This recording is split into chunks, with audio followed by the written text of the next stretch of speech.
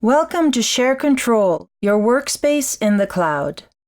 In this video, we'll go through the next version of ShareControl IFRS 16, where the focus is on subsequent measurement of the lease liability and right-of-use asset. For many companies, it will first be necessary to start with a log of changes, when the index adjustments need to be measured at the end of 2019 or the beginning of 2020. We experience that implementing IFRS 16 can be complex, and there will be discussion with auditor on the opening balance before it is concluded. Before log changes are implemented, the opening balance should be concluded. Please contact us when you're ready. This upgrade is part of your subscription, but we need to access Office 365 to make the upgrade. After upgrading ShareControl's add-in, the following features appear. Adjust index or rate in the menu. Log changes or CPI under each contract.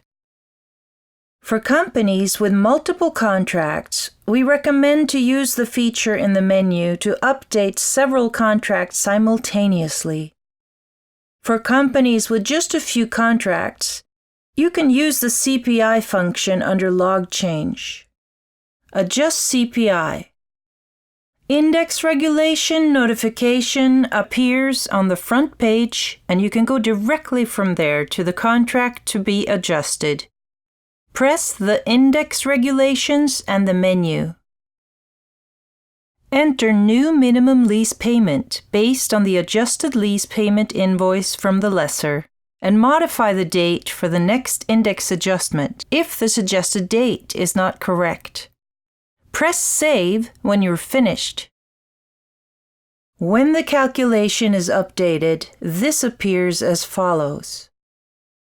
If you have several contracts that need to be regulated at the same time, we do recommend using the function in the menu. Make your choices using the filters and choose the libraries for the contracts you need to update. Choose the adjustment period, and the contracts for adjustment appears below the table. For the index regulation that will be at the end of 2019 or at the beginning of 2020, choose the filter to include January 2020. Please note that the contracts have to be registered as based on an index or rate in SharePoint in order to be included in the overview. The next step is to set the date that the adjustment is effective, like January 1st, 2020. The contract that can be adjusted appears with an empty box. If there's an X behind the contract, you are outside the adjustment period. Mark the contracts you want to adjust on the chosen date. Enter the adjustment in percentage and the amounts are automatically calculated. You can now manually adjust the suggested figures for each individual contract. Set the next date for index adjustment that will be uploaded in SharePoint, or use the suggested date. Click Save to start the calculation. After you have saved, remember to update the calculation. New contract. Enter the new contract from the time you are entitled to the underlying asset. Use either the New Folder button or copy an existing contract and enter the changes using the cogwheel. Remember to change the file name. When a new contract is registered, it will be in draft until you publish, which means that changes can be made without using the changelog. The contract will be included in the calculation. When data is reviewed and concluded, press Save and Publish to turn on the changelog. Contracts that are in draft phase is marked with a draft icon.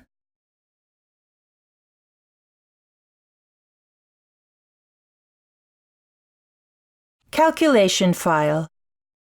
You will find the calculation file under the library Calculation. We recommend that you store the calculation file used during our reporting period, for example, a quarter. You can do this by using the copy function and locking the folder. The calculation file contains the following tabs. A tab for each lease, which appears when you click on the contract. Here you will find all the details of payments, interests, installments, and depreciation.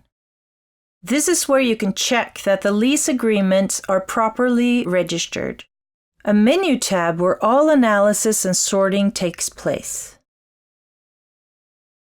Notes 2019, which is an example of note information for the financial statements 2019 based on IFRS 16. Notes 2018, which is an example of note information for 2018 based on IAS 17, as well as an example of the reconciliation file between IAS 17 and IFRS 16, which is a requirement to have in the financial statements for 2019. Input sheets from SharePoint is where you find the metadata from SharePoint. All data is stored in SharePoint and all changes must be registered there. You can therefore send the calculation sheet as a file attachment to, for example, the auditor. And the auditor can also download a clean calculation file and make their audits. Warnings give information about data in an agreement that is wholly or partially rejected because the data is inconsistent. It's recommended that such warnings be carefully reviewed and contract data updated. An example is that when the periods are not correctly defined, the calculation makes an estimate of what the rent will be in the last period in order for the calculation not to fail. It's important that this is controlled. The lease period and minimum lease payments are very important to get correct to make the right calculation. From the menu tab, you can close detail in each contract by tapping the file name of the contract. Return by pressing Menu. In Menu, you get a total overview in the local currency or in the selected currency. After entering changes in SharePoint, press Update Leases to refresh the data. If you want to recalculate all leases, press Clear Lease Sheet and then Update Leases. In the function Lookup Periods, you decide the periods. This is also used to create a counting voucher for the selected period, for those who have this function. Set January 2019 to January 2019 to get figures for January 2019. Set January to March for figures for the first quarter and use January to December to get figures for the whole year. Search Filter gives the opportunity to set up search filters. Here is the company selected. Add new filter like this. Delete filter by deleting the row. You can expand or reduce the number of columns to be viewed. Add extra columns by clicking the first free column in the top row and selecting from the options that appear. Columns are deleted by deleting the selection. Currency. This reads directly from Norwegian Bank on chosen date. If you want to set your own currency rates, you can do so by editing exchange rates by pressing Edit Currency Table. We only use closing exchange rates. If average exchange rates are used for income statement captions, then we recommend that these are adjusted manually. we recommend that the consolidation or accounting system be used to handle currency. Archive button. Click this function to delete the link to SharePoint to save the version you have used for a financial close. This means that the file will not be updated with changes recorded afterwards in SharePoint. Reconciliation. In this tab, there's an overview of changes in leasing contracts during the period as a result of changes in lease liability and the right-of-use asset. Use lookup period function to select period for reconciliation. Go directly from here to the underlying contract. If you want to verify the changes on a contract, you can click on the amount in the Change column contract and review the cash flow before and after the change. Export. We can set up an export file for accounting system for a consolidation system. This is an add-on feature that makes accounting safer and faster. If you have subscribed for this additional function, the period is used to enter the selected period, and by pressing Export, the custom import file comes in a separate tab. When using this function, you don't have to manually set up book entries. Budget and Forecast. In this tab, future installments, interest, and depreciation are disclosed for future periods with multiple periodization options. Future signed contracts are included, and you can also register planned contracts in ShareControl and have them included. Lease modification or reassessment of a lease. Changes as lease modification, lease reassessment as exercise of an option to extend the lease, change in the lease term, and change in discount rate and termination are accessed here. You start by recording the date the change is effective. An example: if you have entered into an agreement for an extension of a lease agreement based on an option to extend, then the date for the decision on the extension will be the date on which the change is registered.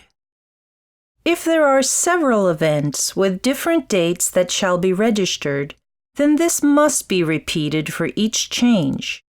The changes must be made in chronological order. This is controlled by the data selector, which will prevent you from returning to a date before the last change.